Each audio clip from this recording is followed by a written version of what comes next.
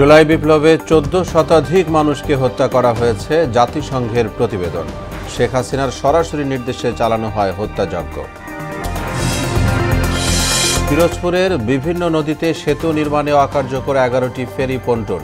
অযত্ন অবহেলায় নষ্ট চুরি হচ্ছে যন্ত্রাংশ, পদক্ষেপ চান স্থানীয়রা।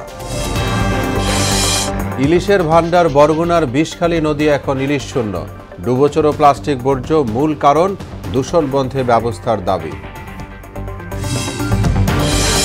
এবং সাতকানিয়ায় অর্থের প্রলোভনে ফসলি জমিতে বিভিন্ন কোম্পানির তামাক চাষ। নষ্ট হচ্ছে মাটির উর্বরতা, হুমকিতে জীববৈচিত্র্য, ব্যবস্থা নিচ্ছে প্রশাসন।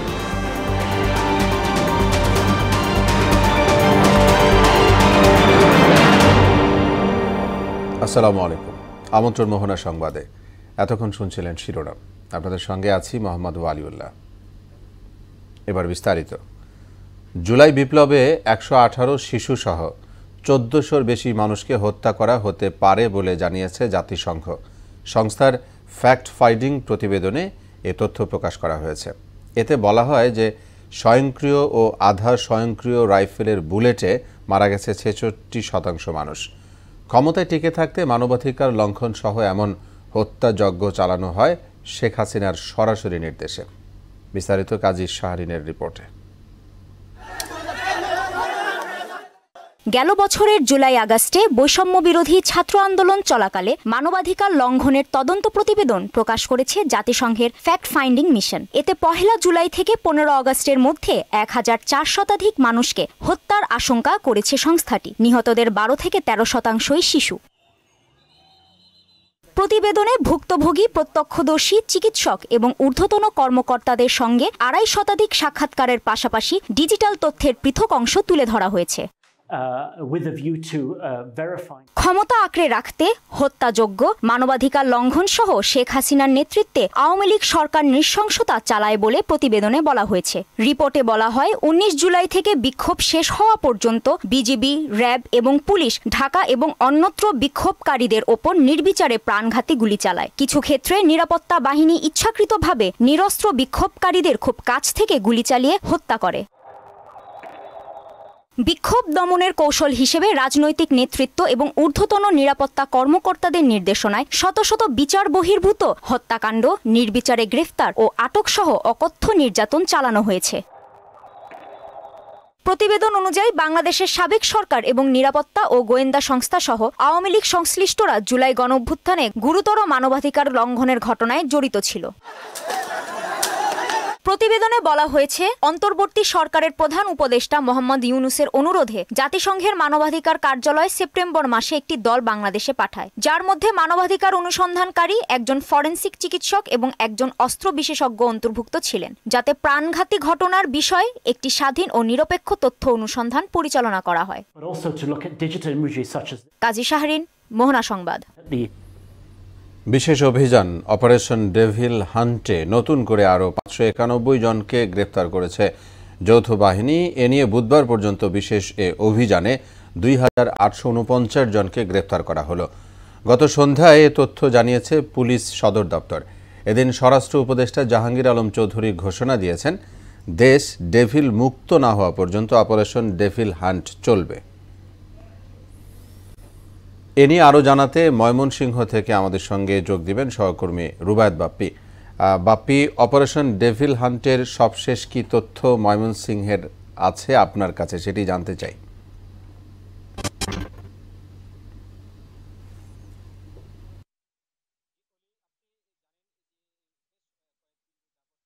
সরকারের নির্দেশে কিন্তু ডেভিল হান্ট পরিচালনা করছে পুলিশ এবং যৌথ বাহিনী। তো আমরা ময়মনসিংহে যে বিষয়টি দেখেছি যে এই যে যৌথ বাহিনী এবং পুলিশের পক্ষ থেকে কিন্তু সাঁড়াশি অভিযান চালানো হচ্ছে এবং যে সকল যাদের বিরুদ্ধে সুনির্দিষ্ট অভিযোগ আছে এবং যারা বিভিন্ন সহিংসতা এবং অপকর্মের সাথে জড়িত, তাদেরকে কিন্তু আটকের জন্য বিভিন্ন পাড়া মহল্লায় কিন্তু দিন রাত সেই আইন শৃঙ্খলা রক্ষাকারী বাহিনী কিন্তু মহড়া দিচ্ছে এবং তাদেরকে ধরে আনছে। তো আমরা ইতিমধ্যেই এই যে ময়মনসিংহে যে বিষয়টি দেখেছি যে গত এই কয়েকদিনে কিন্তু ময়মনসিংহে অন্তত 63 জন যে কে আটক করেছে পুলিশ, জেলা পুলিশ থেকে আমরা সেই তথ্যটি পেয়েছি। তাছাড়া আমরা আরেকটি বিষয় যে দেখেছি যে আপনি জানেন যে ময়মনসিংহ সিটি কর্পোরেশন এলাকায় এই কোতোয়ালি মডেল থানায় কিন্তু অভিযান ব্যাপক ভাবে পরিচালিত হচ্ছে এবং এই বিগত এই 3 দিনে কিন্তু কোতোয়ালি যে মডেল থানা সেখানে কিন্তু 25 জনকে আটক করেছে।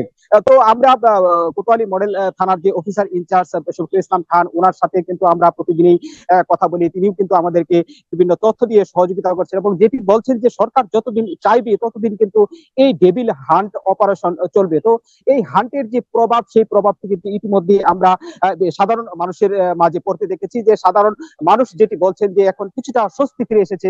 তো উনি এই যে ডেভিল হান্ট সেই ডেভিল হান্ট পরবর্তী নির্দেশ না দেওয়া পর্যন্ত অব্যাহত থাকবে এমনটাই জানিয়েছেন ময়মনসিংহের পুলিশ সুপার। তো এই ছিল আমার কাছে ময়মনসিংহ থেকে ডেভিল হান্ট নিয়ে সর্বশেষ। অলি জি বাপ্পি, আপনাকে ধন্যবাদ আমাদের সঙ্গে যুক্ত হয়ে সবশেষ তথ্য জানানোর জন্য। পিরোজপুর জেলার বিভিন্ন নদীতে সেতু নির্মাণ হয়, অকেজো অবস্থায় পড়ে আছে 11টি ফেরি ও পন্টন। অযত্ন আর অবহেলায় বিভিন্ন স্থানে পড়ে থাকা এইসব ফেরির যন্ত্রাংশ লোহা চুরি হয়ে যাচ্ছে, ক্ষতি হচ্ছে রাষ্ট্রীয় সম্পদের। শিগগিরই এ ব্যাপারে পদক্ষেপ নেওয়ার দাবি জানিয়েছেন সচেতন নাগরিকরা। নুরুদ্দিনের প্রতিবেদন, জানাচ্ছেন তাহসিন তারিন। নদী বেষ্টিত দক্ষিণাঞ্চলের জনপদ পিরোজপুর জেলার ভেতর দিয়ে বয়ে গেছে আঁকাবাঁকা অসংখ্য নদীনালা। চারপাশ ঘিরে রয়েছে কচা, কালীগঙ্গা ও বলেশ্বরের মতো বড় বড় নদী। জেলার 11টি স্থানে গড়ে ওঠে ফেরি সার্ভিস। বলেশ্বর, ইন্দুরকানী, কচা, দীর্ঘা ও কালীগঙ্গা নদীতে ব্রিজ হওয়ায় ওই স্থানে ফেরি ও পন্টুনগুলো অকেজো হয়ে পড়েছে, ফলে আর্থিক ক্ষতির মুখে পড়ছে সড়ক ও জনপদ বিভাগ। এইদিকে তদারকি না থাকায় এসব ফেরি ও পন্টুন নষ্ট হয়ে যাচ্ছে। দিনে দুপুরে চুরিও হচ্ছে ফেরির মালামাল। ফেরিগুলাই বছরকে মাটির নিচে পড়ে আর কি সব নষ্ট হয়ে যাচ্ছে। সরকারি মালামাল, এখানে কোনো তত্ত্বাবধান নাই, তো এখানে এই অবস্থায় পড়ে আছে। যে যেরকম পারতেছে, দেখা যায় যে ব্রিজের আজকে একটা ছুটে গেছে, তো ওইটা আজকে নিয়ে ফেরি এটা আজকে নিয়ে গেছে। কোটি কোটি টাকা সরকারি জিনিস নষ্ট হয়ে যাচ্ছে, ব্যাংকে চুরে যাইতেছে, মানুষ লই যাইতেছে। ফেরিগুলো এখানে বসে জং পড়ে নষ্ট হয়ে যাইতেছে, কোটি কোটি টাকার সম্পদ। তবে যত দ্রুত সম্ভব পদক্ষেপ নেওয়ার কথা জানিয়েছেন জেলা নির্বাহী প্রকৌশলী। কাছাকাছি সময়ের মাধ্যমে ফেরি সড়ক বিভাগের মাধ্যমে এই প্রপার যে বিধিবিধান মেনে সরকারি অকশনের মাধ্যমে এই অব্যবহৃত যে পন্টুন বা ফেরির অংশবিশেষ রয়েছে সেগুলির জন্য একটা যথার্থ ব্যবস্থা গ্রহণ করা হবে। অকেজো অবস্থায় পড়ে থাকা 11টি ফেরি ও পন্টু রক্ষণাবেক্ষণে কর্তৃপক্ষ যথাযথ পদক্ষেপ দেখতে চান সচেতন নাগরিকরা। তাহসিন তারিন, মোহনা সংবাদ। ইলিশ শূন্য হয়ে পড়েছে সুস্বাদু ইলিশের ভান্ডার খ্যাত বরগুনার বিষখালী নদী। বিষখালী নদী সহ পায়রা, বলেশ্বর ও আন্ধারমানিক নদীর মোহনায় ডুবোচর ও পলিথিন প্লাস্টিক বর্জ্যের কারণে ইলিশ মিলছে না বিষখালীতে। ডুবোচর খনন সহ দূষণ বন্ধ না করলে হারিয়ে যাবে মিঠা পানির সুস্বাদু ইলিশ, মত গবেষকদের। সাগন আকরের প্রতিবেদন, জানাচ্ছেন বুসরাত জাহান। আলাদা স্বাদের কারণে বরগুনার বিষখালীর মিঠাপানির ইলিশের সুনাম ছড়িয়েছে দেশজুড়ে। ইদানিং বিষখালী নদী সহ পায়রা, বলেশ্বর ও আন্ধারমানিক মোহনায় কয়েক কিলোমিটার এলাকায় জেগে উঠেছে ডুবোচর, তাই ইলিশের দেখা মিলছে না এই নদীতে। এর মধ্যে বিষখালী নদীতে 6.8 কিলোমিটার, বলেশ্বরে 11.42 এবং আন্ধারমানিকে 12 কিলোমিটার সহ পায়রা নদীতে 15 কিলোমিটার এলাকায় ডুবোচর উঠেছে। ডুবোচরের কারণে দিশেহারা জেলেরা বলছেন জাল ফেললেই ইলিশের বিপরীতে উঠে আসছে পলিথিন বর্জ্য, এতে খরচের টাকাও তুলতে পারছেন না তারা। পলিথিন, কাগজ মাগজ আইয়া বিভিন্ন কাদা তলাই যেতে আছে, এই জন্য নদীতে আমাদের কোনো মাছ নাই। মাছ সাগর দিয়ে আওয়ার পরে যখন চরে বাড়ি খায় তখন মাছ আর ফেরত চলে যায়। ঐতিহ্যবাহী বিষখালী ইলিশের স্বাদ পরবর্তী প্রজন্মে পৌঁছাতে দরকার সরকারি উদ্যোগ, দাবি স্থানীয়দের। ডুবোচর খনন করা হোক এবং এই বজ্র পরিশোধনের সঠিক ব্যবস্থা করা হোক এবং এই ব্যাপারে জরুরি পদক্ষেপ নেওয়া হোক। এরকম যদি চলতে থাকে ভবিষ্যতে আমরা যতটুকু পেয়েছি বা ভবিষ্যৎ প্রজন্ম আমাদের এই ইলিশটা পাবেই না। ডুবোচর খননের পাশাপাশি নদী দূষণ বন্ধ না করলে হারিয়ে যাবে মিঠা পানির সুস্বাদু ইলিশ, বললেন এই গবেষক। এইগুলোর যদি আমরা বন্ধ করতে না পারি তাহলে কিন্তু এই বলেশ্বরের বা বিষখালী এবং পায়রা এই তিনটা নদীর আশেপাশের যেই জেলেরা আছে তারা কিন্তু ক্ষতির সম্মুখীন হবে এবং একটা সুস্বাদু ইলিশের যে একটা ভান্ডার বিষখালী নদী, এই বিষখালী নদীর ইলিশের ঐতিহ্যটা হারিয়ে যাবে। জেলা মৎস্য কর্মকর্তা জানালেন, পলিথিন নিষিদ্ধ, মোবাইল কোর্ট পরিচালনা সহ নদী খননের প্রস্তাবনা মন্ত্রণালয়ে পাঠানো হয়েছে। বৃহৎ আকারে ড্রেজিং করার জন্য আমরা প্রস্তাবনাটা মন্ত্রণালয়ে পাঠিয়েছি। আশা করি সেখান থেকে একটা সমাধান হবে এবং এটা খনন করে নদীর রুটটা ক্লিয়ার করা হবে যাতে মাছটা মাইগ্রেশন সঠিকভাবে করতে পারে। বরগুনার এই 4টি নদীতে অন্তত ৮০,০০০ জেলে ইলিশ শিকার করলেও বর্তমানে এর সংখ্যা অর্ধেকেরও কম। বুশরাত জাহান, মোহনা সংবাদ। চট্টগ্রামের সাতকানিয়ায় অর্থের প্রলোভন দেখিয়ে কৃষকদের কাছ থেকে ফসলি জমি লিজ নিয়ে তামাক চাষ করছে টোবাকো কোম্পানিগুলো। ফলে একদিকে যেমন নষ্ট হচ্ছে জমির উর্বরতা, অন্যদিকে তামাক পুরানোর কাজে উজাড় হচ্ছে বন, যার দরুন পরিবেশ ও জীববৈচিত্র্য হুমকির মুখে পড়েছে। তামাক চাষকে নিরুৎসাহিত করতে কাজ করছে উপজেলা কৃষি বিভাগ। আবুল কালাম আজাদের প্রতিবেদন, জানাচ্ছেন বুশরাত জাহান। দক্ষিণ চট্টগ্রামের সাতকানিয়া উপজেলার বাজালিয়া, ধর্মপুর, ছদাহা ও এওচিয়া ইউনিয়নের পাহাড়ি এলাকা ও জনবসতিপূর্ণ এলাকার বিস্তীর্ণ ফসলি জমিতে অবাধে চাষ হচ্ছে তামাক। টোব্যাকো কোম্পানিগুলো কৃষকদের উচ্চহারে ঋণ ও খাজনা দেওয়ার প্রলোভন দেখিয়ে 3 ফসলি জমিতে করছে তামাক চাষ। তামাক চাষে আশেপাশের সবজি ক্ষেত নষ্ট সহ উচ্চহারে কীটনাশক ও রাসায়নিক সার ব্যবহারের ফলে নষ্ট হচ্ছে জমির উর্বরতা, মরছে নদীনালা, খালবিলের মাছ সহ বিভিন্ন জলজ প্রাণী। আর তামাক পোড়ানোর কারণে উজাড় হচ্ছে আশেপাশের বন। তামাক চাষের জন্য আমাদের মরিচ ক্ষেত, এই আলু ক্ষেত, আমাদের সালাসই, আমাদের কোনো কিছু হয় না। সার ব্যবহার করানোর জন্য, গ্যাস ব্যবহার করার জন্য এখানে ওই পুষ্করণী আছে, খালা আছে, খালা মাছ চাষ হয় না। আগারা জমি হাতে সারিয়াতে 5,000 এখন এই জমি আউটতে 10,000 টাকা গই। তামাক থেকে নির্গত নিকোটিন তামাক চাষে সম্পৃক্ত কৃষকদের হার্ট, ফুসফুস, লিভার সহ বিভিন্ন অঙ্গ প্রত্যঙ্গ নষ্ট করে দিচ্ছে। বেশি ক্ষতি হচ্ছে ফুসফুসের ক্ষতি, ক্যান্সারের ঝুঁকি পর্যন্ত বাড়ায়। আর হৃদরোগ হচ্ছে উচ্চ রক্তচাপ এবং হার্টের রোগগুলো দিন দিন বৃদ্ধি পাচ্ছে এই তামাকের কারণে। তাছাড়া এই তামাকের কারণে মানুষের প্রজনন ক্ষমতা হ্রাস পাচ্ছে। তামাক চাষকে নিরুৎসাহিত করতে কাজ করছে উপজেলা প্রশাসন। জানিয়ে এই কর্মকর্তা বললেন, বিকল্প হিসাবে লাভজনক ফসল চাষাবাদে কৃষি বিভাগ থেকে প্রণোদনা সহ প্রশিক্ষণের ব্যবস্থা করা হচ্ছে। বাজে প্রভাবটা আছে, দিক আছে, সেটা বোঝানোর জন্য আমরা চেষ্টা করছি, নিরুৎসাহিত করছি। সেই সাথে তামাকের বিকল্প হিসাবে কি চাষ করলে আমরা লাভবান হতে পারবো সেই বিষয়ে সবসময় আমরা এই কৃষকদেরকে বলছি। গরিব কৃষকদের তামাকের ভয়াল গ্রাস থেকে রক্ষা করতে প্রশাসন কঠোর পদক্ষেপ নেবে, এমনটাই প্রত্যাশা সচেতন নাগরিকদের। বুশরাত জাহান, মোহনা সংবাদ। গাজীপুরে সাবেক মুক্তিযুদ্ধ বিষয়ক মন্ত্রী আকমা মুজাম্মেল হকের বাড়িতে ভাঙচুরের সময় আওয়ামী লীগের হামলায় আহত বৈষম্য বিরোধী আন্দোলন কর্মী আবুল কাশেম ঢাকা মেডিকেল কলেজ হাসপাতালে চিকিৎসাধীন অবস্থায় মারা গেছে। তার মৃত্যুর খবরে গাজীপুরে বিক্ষোভ করেছে বৈষম্য বিরোধী ছাত্র আন্দোলন। জেলার শিববাড়ি মোড় থেকে ডিসি অফিস পর্যন্ত মশাল মিছিল করে সংগঠনটি।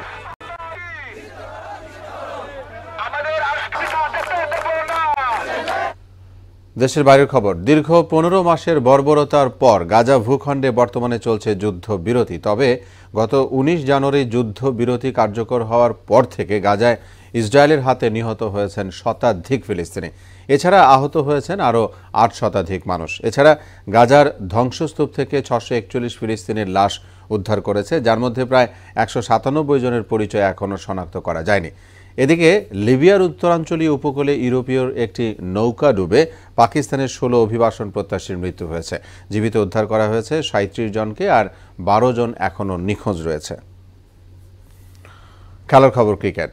চ্যাম্পিয়ন্স ট্রফিতে অংশ নিতে আজ দেশ ছাড়ছে বাংলাদেশ দল। রাত 1টায় দুবাইয়ের উদ্দেশ্যে দেশ ছাড়বে টাইগাররা, যেখানে 20 তারিখে ভারতের বিপক্ষে ম্যাচ দিয়ে শুরু হবে বাংলাদেশের চ্যাম্পিয়ন্স ট্রফির যাত্রা।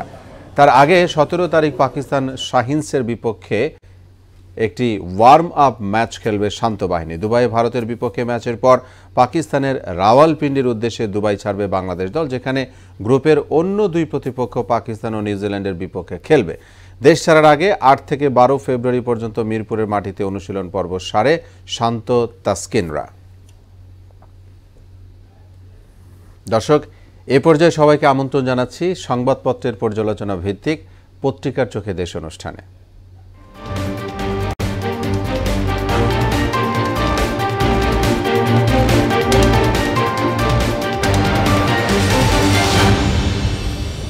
দর্শক, অনুষ্ঠানে আজকের অতিথি মোহনা টেলিভিশনের বার্তা সম্পাদক সুমন মুস্তাফিজ। সুমন মুস্তাফিজ, আপনাকে স্টুডিওতে স্বাগত। আমরা শিরোনাম পড়ে আপনার সাথে আলোচনায় যাব। আমরা দেখে নিব দেশের আজকের শীর্ষ দৈনিকগুলোর প্রধান প্রধান শিরোনাম কি রয়েছে। প্রথম আলো পড়ছি, তারা শিরোনাম করেছে ক্ষমতায় থাকতে নৃশংস পদক্ষেপ নিয়েছিল শেখ হাসিনা সরকার, জাতিসংঘের প্রতিবেদন। অন্তর্বর্তী সরকারের সময়ও ঘটছে মানবাধিকার লঙ্ঘন, জাতিসংঘ অনুসন্ধানী দলের প্রতিবেদন।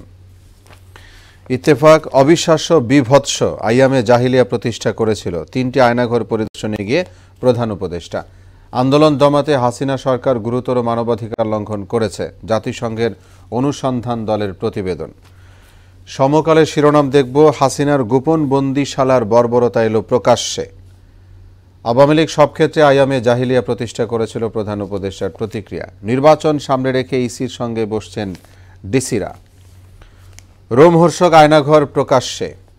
ক্ষমতায় থাকতে সীমাহীন নৃশংসতা হাসিনার, আইনি দলিল ও জনগণের ইচ্ছায় গঠিত এ সরকার, এরকম শিরোনাম ছিল বাংলাদেশ প্রতিদিনের।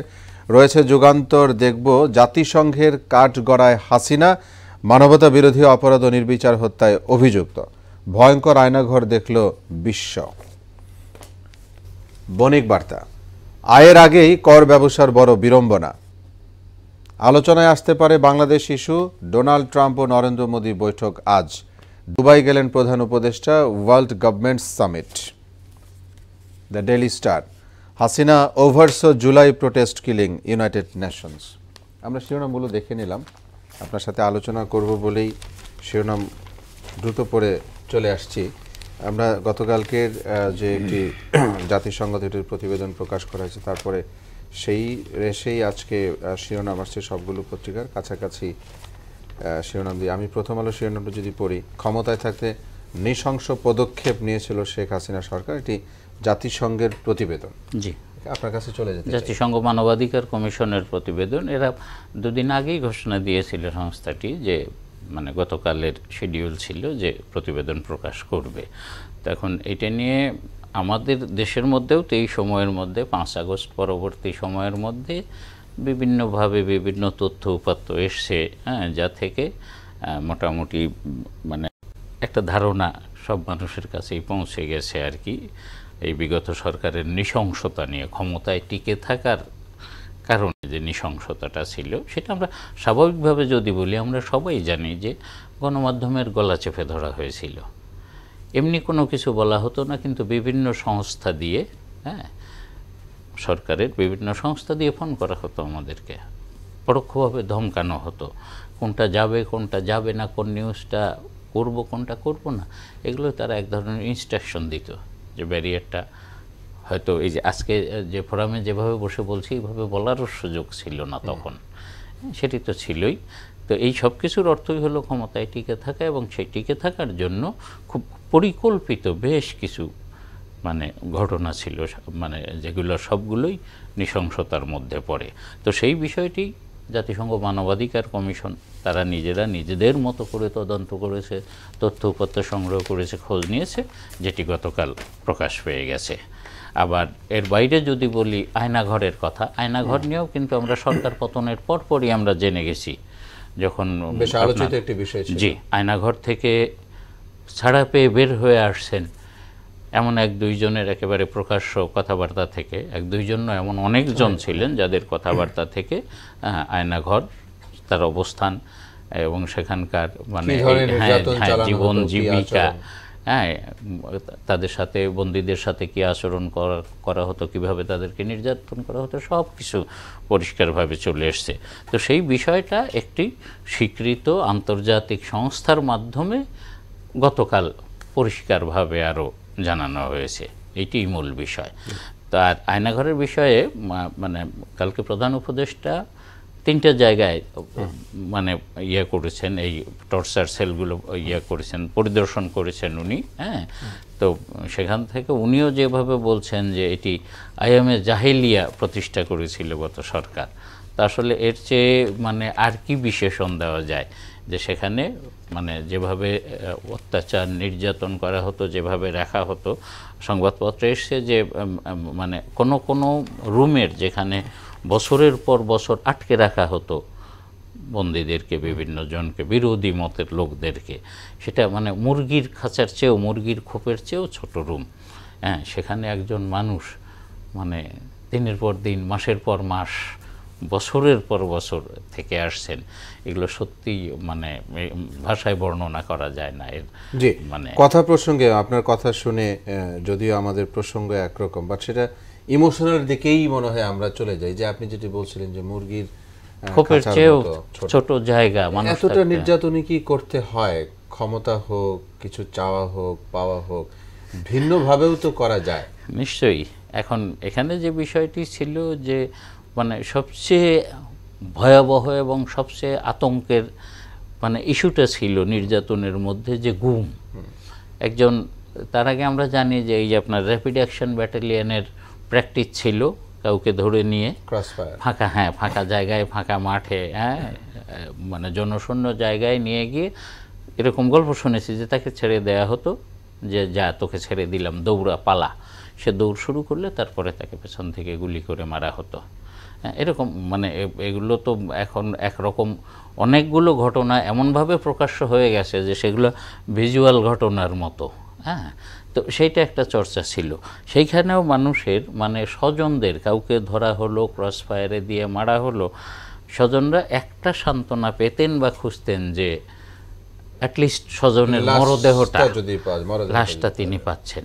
আর গুমটা তার চেয়েও ভয়াবহ ছিল যে একজনকে ধরেন আজ থেকে 12 বছর আগে, এখনও তো যারা গুমের শিকার, হ্যাঁ, তাদের এই যে মায়ের ডাক, আরও বিভিন্ন সংগঠনের তাদের বক্তব্য থেকে যেটি জানা যায় যে 12 বছর আগে একজনকে নিজের বাড়ি থেকে তুলে নিয়ে গেছে। হ্যাঁ, তার 12 বছরের শিশুটা এখন বড় হয়ে গেছে, এখনও সে অপেক্ষায় থাকে তার বাবা ফিরে আসবে, মা অপেক্ষায় থাকেন, বাবা অপেক্ষায় থাকেন ছেলে ফিরে আসবে। তো আমি যেটা বলতে চাইছি যে এই কষ্টটা তো আরও দীর্ঘস্থায়ী না। যাকে নেওয়া হয়েছে, ধরে নেওয়া হয়েছে, তুলে নেওয়া হয়েছে, তার কি পরিণতি সেটা তিনি জানেন, যারা ধরেছেন তারা জানেন, আমরা জানি না। তো এরপরেও যে এই যে তার যে স্বজনরা, শুভাকাঙ্ক্ষীরা যে বছরের পর বছর তারাও একটা কষ্ট পোহাচ্ছেন এবং যে কষ্টটার কোনো বর্ণনা হয় না, বর্ণনা দেয়া যায় না, এটা আরও বেশি কঠিন নয়? এ কারণে গুমটাই ছিল সেই সময়ের সবচেয়ে বেশি ভয়াবহ, সবচেয়ে বেশি ভীতিকর আপনার অবস্থা। তো সেই জায়গাটায় এখানে মানে গতকাল প্রধান উপদেষ্টার প্রেস উইং থেকে বলা হয়েছে যে সারা দেশে প্রত্যন্ত অঞ্চলে, মফস্বল এলাকাতেও নাকি এরকম আয়নাঘরের অস্তিত্ব আছে আর কি, এই গোপন সুড়ঙ্গ, গোপন কুঠরি যেটাই বলি, তার অস্তিত্ব আছে সারা দেশে। এই সংখ্যা 7 থেকে 800। যদি এই হয়, এরকম একটি খবর দেখলাম যে যদি তাই হয়, তাহলে এর চেয়ে বড় মানে নৃশংসতা আর মানে বলা যায় না।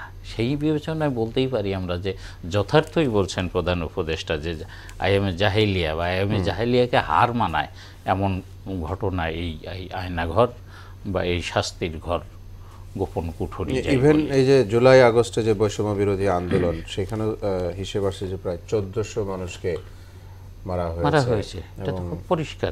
তখনকার যে সাবেক স্বরাষ্ট্রমন্ত্রী ছিলেন তার নির্দেশে, বা সরাসরি সাবেক প্রধানমন্ত্রীর তার নির্দেশে সেই বিষয়গুলো আমরা যে দেখেছি যে জাতিসংঘের মানবাধিকার কমিশনের যে প্রধান, উনি এটাও কিন্তু ওদের, জি ভলকার তুর্ক বলছেন, এটাও কিন্তু ওদের নিজস্ব তথ্য গবেষণা, মানে জাতিসংঘ মানবাধিকার কমিশনের নিজস্ব তথ্য উপাত্ত, হ্যাঁ, নিজস্ব সংগ্রহ থেকেই এই তথ্য। তো আমরা এর আগে এই সংখ্যাটি এইভাবেই বলা হতো কারো কারো বক্তব্য আসতো যে আরও একটু বেশি, 2000 ছাত্র জনতাকে এখন করা হয়েছে। যাই হোক, সেখানে 2000 না 1500, হ্যাঁ, 13,500 মানুষ আহত নানাভাবে। এর মধ্যে আপনার কয়েক হাজার যাদের বেশিরভাগেরই হলো চোখে ইনজুরি। হ্যাঁ, আবার এই সময় আহত একজন এক একভাবে আহত হয়েছে। আমরা তো প্রায় খবর পাই যে তার পা নেই, কারো হাত নেই, কারো এখনো শরীরে বুলেট আটকে আছে, গুলি বের করতে পারে নাই। তো মুখে ফ্রন্ট সাইডে গুলি লাগার এটার একটা ব্যাখ্যা আছে, সেটা হলো যে মানে সরাসরি টার্গেট করে গুলি করা, একেবারে লক্ষ্য স্থির করে গুলি করা, যেটা সামনাসামনি লাগছে। আর কোনো পেছনে লাগলো, পাশে লাগলো, সেটি একটু অন্য ব্যাপার, যে দৌড়ে পালাচ্ছে বা সরে যাচ্ছে পেছন থেকে গুলি করা হয়েছে, গুলি লাগছে, এটি একটি ব্যাপার। আর এর চেয়ে যেটি ভয়াবহ সেটি হচ্ছে যে এই গুলিতে ব্যবহৃত কিছু অস্ত্রের কথা বলা হয়েছে, যেটা আপনার সাধারণ বাহিনীর হাতে শুধুমাত্র থাকার কথা নয়, শুধুমাত্র সেনাবাহিনীর হাতে, সামরিক বাহিনীর, অর্থাৎ যেটি প্রতিরক্ষা কাজে বা আরও সহজ করে যদি বলি যুদ্ধক্ষেত্রে ব্যবহৃত হতে পারে, এরকম বেশ কিছু অস্ত্রের ব্যবহার হয়েছে। আমরা ওই সময় যেটি দেখেছি সেটি হচ্ছে যে হেলিকপ্টার থেকে গুলি ছোড়া হচ্ছে, এই ভিডিও তখন একেবারে ছিল,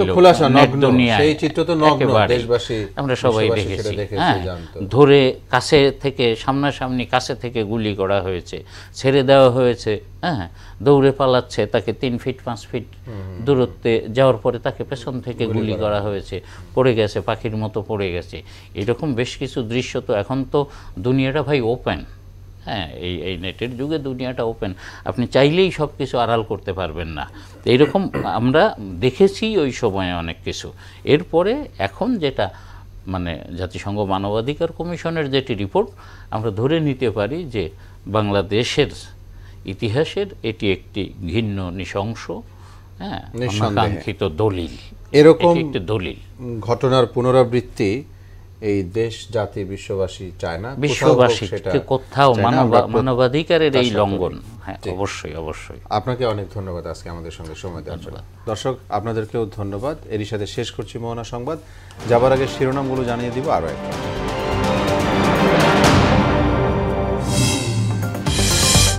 জুলাই বিপ্লবে 14 শতাধিক মানুষকে হত্যা করা হয়েছে, জাতিসংঘের প্রতিবেদন। শেখ হাসিনার সরাসরি নির্দেশে চালানো হয় হত্যাযজ্ঞ। পিরোজপুরের বিভিন্ন নদীতে সেতু নির্মাণে অকার্যকর 11টি ফেরি পন্টন। অযত্ন অবহেলায় নষ্ট ও চুরি হচ্ছে যন্ত্রাংশ, পদক্ষেপ চান স্থানীয়রা। ইলিশের ভান্ডার বরগুনার বিষখালী নদী এখন ইলিশ শূন্য। ডুবোচর ও প্লাস্টিক বর্জ্য মূল কারণ, দূষণ বন্ধে ব্যবস্থা দাবি। এবং সাতকানিয়ায় অর্থের প্রলোভনে ফসলি জমিতে বিভিন্ন কোম্পানির তামাক চাষ, নষ্ট হচ্ছে মাটির উর্বরতা, হুমকিতে জীববৈচিত্র্য, ব্যবস্থা নিচ্ছে প্রশাসন। সবাইকে আবারও শুভেচ্ছা। পরবর্তী সংবাদ দুপুর 1টায়। এর আগে সংবাদ এক নজরে দেখবেন দুপুর 12টায়। মোহনার সবশেষ খবর জানতে ভিজিট করুন www.mohana.tv।